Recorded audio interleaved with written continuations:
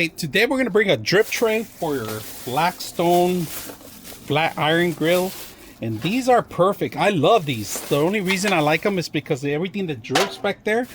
I hate to clean it, so all you got to do is replace this one with the existing one, and that's it. That's pretty much it. So right now we are going to use one with the existing tray that it has. This goes over it. It's aluminum, it's safe, and you could toss it away. Very simple. So they give you a lot of them. Look at this.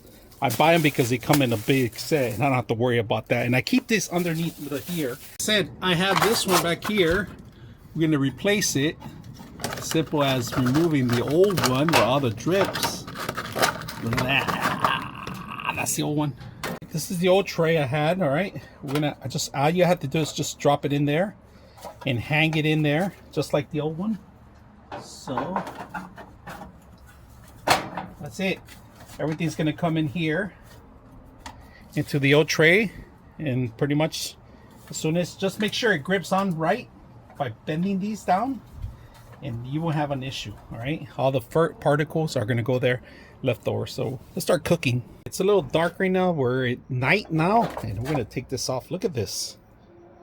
I don't have to clean that. All I got to do is remove these. All right, add the new one over, and that's it.